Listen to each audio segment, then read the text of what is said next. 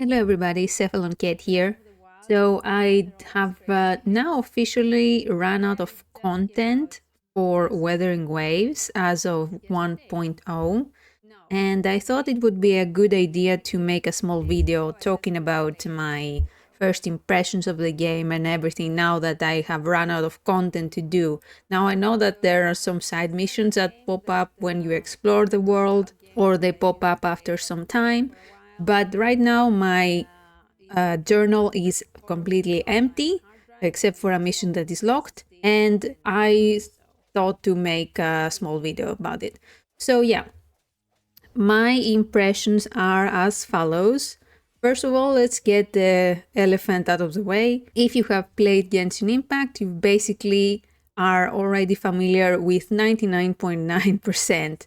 Okay, let's be more fair, 90% of the mechanics of Wuthering Waves, except for a couple of different things. So yes, it's not a secret that Wuthering Waves basically has copied every single system from Genshin Impact and has added a couple of cool things we'll talk about. But yeah, the similarities, you cannot pretend that it's not copying Genshin Impact. The cool things that it has added are both concerning combat. One is that the game allows you to parry, which is very cool. If you can time your attacks right, you can block enemy attacks and parry them, which is very good and satisfying. I really like it. And second is, instead of artifacts that Genshin Impact has, in Wuthering Waves you have the monsters, let's call them, that you gather from the world. And these monsters are basically used as the artifacts, and also they add a special ability that you can use during combat, either for attacks, heal, buffs, etc. And I find that really cool. I like that there are so many different monsters you can get, different abilities you can use during combat. You can transform to other monsters. I really like that. Another thing I like is that the main character, they look like an adult, which is something that many people are fine with the main character in Genshin. I personally would have liked a more adult-looking character, because I like to play as the main character. I don't like to swipe them out in my main team. I know that I'm probably the minority, but I do like to keep the main character in my main team. So I like that the character has a look that I really like this time. The game looks absolutely beautiful. I really like the style of the environments. I like that they have some sort of kind of seemingly post-apocalyptic setting in some places. Then we have the old fashioned setting in the cities mixed with new technology. It's a very nice mix and I really like it. It reminds me kind of Tower of Fantasy, which is a game that I really wish Wuthering Waves had taken some things from it as well to improve even more on where they copied from Genshin Impact. But yeah, unfortunately, the similarities are only in the appearance of the world at certain points with the rundown cities and things like that. Speaking of Tower of Fantasy, I would like to make a couple of points that I really wish Wuthering Waves had copied from Tower of Fantasy, since we're talking about copying a lot. So Tower of Fantasy, which also was accused of copying Genshin Impact, even so, it has quite a few different systems that are actually, I like them more than Genshin and Wuthering Waves. For example, you can customize your main character fully, and also the weapons that you get for the characters. You are not tied to the characters, and you can instead just have the weapon from the character you want, swipe up to the character you like, and I just think that makes it so it's a lot more freeing. You can get the character you want with the weapon you want without having to be forced to play a character you don't like. So yeah, all in all, after playing through the entire story, I have to say it only really picks up at the very end.